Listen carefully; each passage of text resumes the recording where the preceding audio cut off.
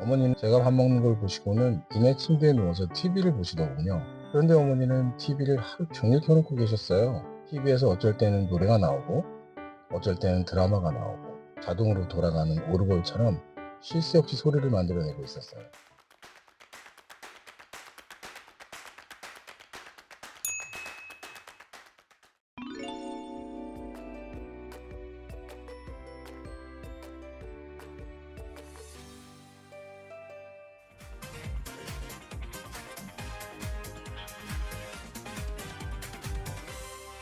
여러분 안녕하세요. 마마미 채널입니다. 오늘은 연세가 있으신 저희 어머니 이야기를 해보려고 합니다. 2024년 12월에 한국을 방문했었어요. 당시 한국은 공교롭게도 대통령이 계엄을 선포하는 역사적인 사건이 있었던 시기였습니다. 문 밖의 세상은 정치적으로 그리고 사회적으로 많이 어수선했는데 어머니는 큰 동의 없이 혼자서 작지만 커다란 집에서 별일 없이 잘 지내고 계셨어요. 하지만 몇 년 전에 받은 무릎 수술 때문에 거동이 자유롭지 못하셨죠. 6년 만에 한국은 정말 많이 변했더군요. 지하철도 버스도 그리고 거리의 사람들도 조금은 낯설고 어색하다는 생각이 들었어요. 하지만 서울에서 나고 자란 터라 며칠 지나지 않아 마음이 편해지는 느낌을 받았죠. 특히 언어적 편안함과 고개만 돌리면 한국 분들이 보이니 긴장이 풀어지는 느낌을 받았죠. 그리고 매연이 조금 심한 도심 한복판에서도 아이러니하게 고향의 냄새가 나는 듯 했어요. 서울이 고향이니까 틀린 말은 아니죠? 몸이 편치 않은 상황에서도 어머니는 아들의 식사를 챙겨주고 싶으셨던지 이것저것 반찬을 해주셨어요. 제가 밥 먹는 걸 보시고는 이내 침대에 누워서 TV를 보시더군요. 그런데 어머니는 TV를 하루 종일 켜놓고 계셨어요. TV에서 어쩔 때는 노래가 나오고 어쩔 때는 드라마가 나오고 자동으로 돌아가는 오르골처럼 쉴 새 없이 소리를 만들어내고 있었어요. 시차가 적응이 되지 않은 저는 새벽에 들려오는 TV 소리가 무척이나 거슬렸어요. 불규칙적으로 들리는 음성소리, 음악소리는 문을 뚫고 들어와 크지 않게 들렸지만 잠을 이루지 못하는 저에게는 조금 고통스럽기까지 했어요.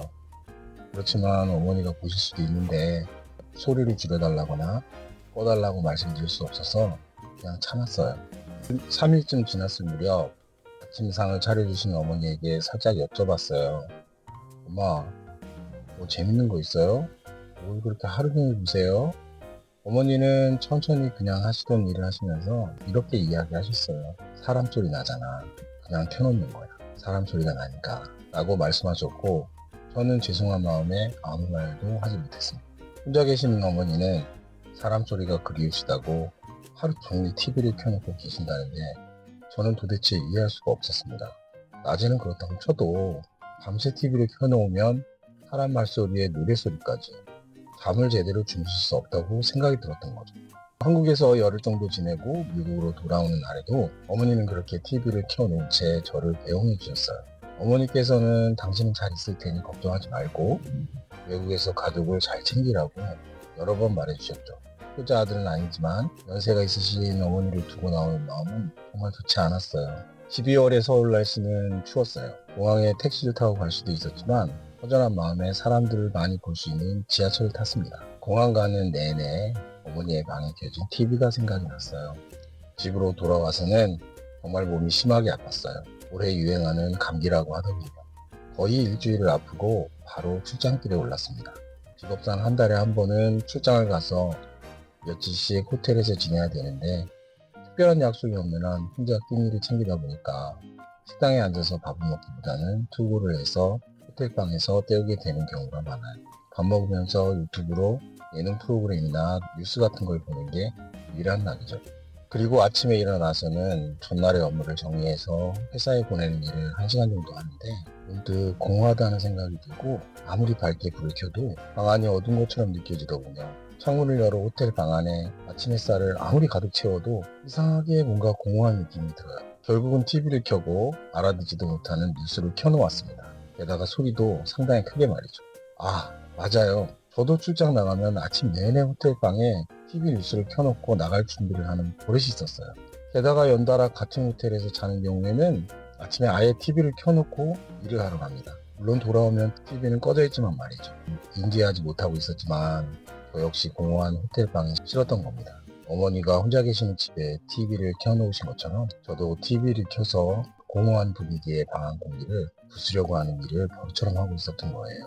왠지 초라하다는 느낌이 들어서 얼른 준비하고 방을 나와서 호텔 로비로 향합니다. 호텔에서 준비해주는 간단한 아침 식사를 가져와 테이블에 앉으면 비로소 여러 투숙객들과 일하는 분들이 보이기 시작합니다. 약간은 어수선하면서 TV 소리, 자동문이 열렸다 닫히는 소리, 그리고 프론트 데스크에서 체크아웃하는 소리 등이 섞여서 신기하게도 안정감을 주고 머릿속에 그 공허함이 거짓말처럼 사라지는 걸 느낄 수 있어요. 잘 생각해보면 인간의 고독과 고립, 그리고 사회적 단절에 대한 소재의 영화나 소설을 쉽게 찾아볼 수 있는데요.